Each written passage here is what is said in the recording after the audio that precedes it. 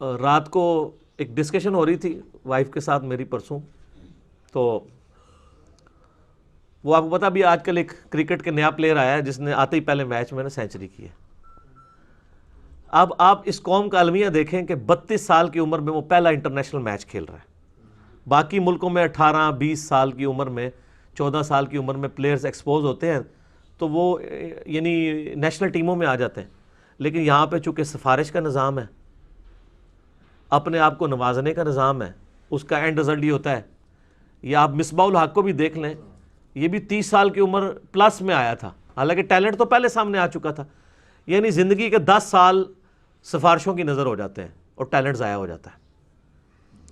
تو وہ اس کے اوپر جب ایکسپرٹ ڈسکشن کر رہے تھے، میں نام لیے بغیر کہتا ہوں آپ کو پتہ چل جائے گا، تو وہ بتا رہے تھے کہ جی جو ہمارے یعنی سلیکشن کمیٹی کے سربراہ ہیں نا جی، ان کا ایک بڑا قریبی رشتہ دار ہے، وہ بیچارہ اچانک صبح کے وقت بیمار ہو گیا، تو انہوں نے صبح کے وقت بتایا کہ جی وہ تو آج بیمار ہے میرا رشتہ دار، جس کی وجہ سے تمہیں اتنے سالوں سے نہیں کھلایا جا رہا تھا کرکٹ میں، کیونکہ ہم نے اپنے رشتہ داروں کو نوازنا ہوتا ہے، تو آج تمہیں کرکٹ میں چانس دیا جاتا ہے۔ وہ چانس دیا تو وہ عابد، اس کا نام ہے عابد علی، تو اس نے پہلی میچ میں سینچری کر دی، حالانکہ پوری پاکستانی ایکسپرٹس اور نیشن چیخ رہی تھی کہ جی اس کو چانس دیں، لیکن نہیں دے رہے تھے۔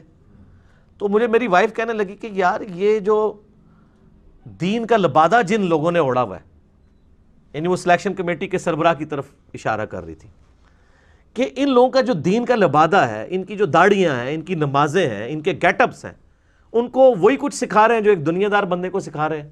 ایک دنیا دار بندہ بھی سفارشی لوگوں کو اوپر لے کے آئے گا، اپنے رشتہ داروں کو اوپر لے کے آئے گا، اور ایک دیندار بندہ بھی یہی حرکتیں کر رہا ہے۔ تو پھر میں نے اس کو بتایا کہ یہ دینداری صرف گیٹ اپ کا نام نہیں ہے۔ صحیح مسلم کی حدیث ہے، اللہ تعالیٰ تمہاری شکلوں اور مال کو نہیں دیکھتا، دلوں اور اعمال کو دیکھتا ہے۔ یہ خوبصورت شکلیں، پگڑیاں، داڑیاں، یہ پبلک کو دھوکہ دینے کے لیے ہوتی ہیں۔ اللہ کو کوئی دھوکہ دے سکتا ہے؟ بخاری مسلم کی حدیث ہے، ایک فاطمہ نامی عورت نے چوری کی، نبی علیہ السلام کے پاس مقدمہ آیا، فرمایا ہاتھ کٹیں گے۔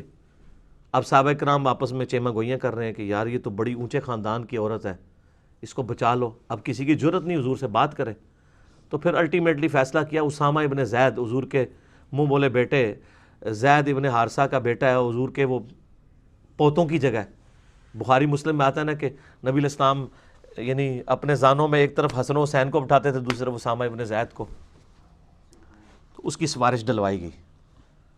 تو نبی علیہ السلام کو اتنا غصہ آیا، آپ علیہ السلام نے فرمایا ممبر لگاؤ۔ آپ نے لوگوں کو جمع کر کے اسی وقت خطبہ دیا مسجد میں، فرمایا تم سے اگلے لوگ اسی لیے برباد ہوئے تھے، ان کے اشرافیہ کے لیے اور قانون ہوتا تھا اور غریبوں کے لیے اور۔ اللہ کی قسم میری بیٹی فاطمہ بھی اگر چوری کرتی نا، میں اس کے بھی ہاتھ کٹوا دیتا۔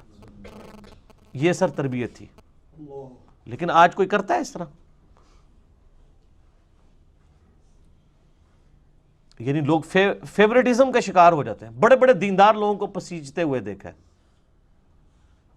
لیکن اللہ کے فضل سے میں آپ کو بتاؤں کہ میں اپنے بارے میں اس لیے بتا رہا ہوں کہ میں اس لیے نہیں کہ میں آپ کو اپنے آپ کو قابل تقلید سمجھتا ہوں، یعنی میرا بچہ کوئی شرارت کر کے آئے یا میرے گھر میں سے کسی نے کوئی زیادتی کی ہوئی ہو، میں کبھی کسی کے ساتھ کھڑا نہیں ہوتا۔ اور میری وائف کا اکثر جھگڑا میرے ساتھ اسی معاملے میں رہتا ہے کہ ہمیشہ ہر معاملے پہ آپ مجھے ٹوکتے ہیں۔ میں نے کہا اس لیے کہ میں تو انصاف کی بات کروں گا، حالانکہ ہمیشہ کہ وہ چند ایک موقعوں پہ ہوتا ہے، جو 100 جگہ پہ سپورٹ کی ہوتی ہے صحیح بات پہ، پھر بھول جاتی ہے نا۔ ایک دو باتوں میں کہا جاتا ہے کہ یہ تم نے زیادتی کی ہے فلاں بندے کے بارے میں کامنٹس کر کے یا فلاں بندے کے بارے میں کہہ کے، تو ہم سے کوئی بندہ فیور نہ اس حوالے سے چاہے۔ اور یہی معاملہ دین کے اندر بھی ہے۔ آپ دیکھیں ہم کسی بھی مولوی کو، کسی بھی فرقے کو کوئی فیور دینے کے لیے تیار نہیں ہے۔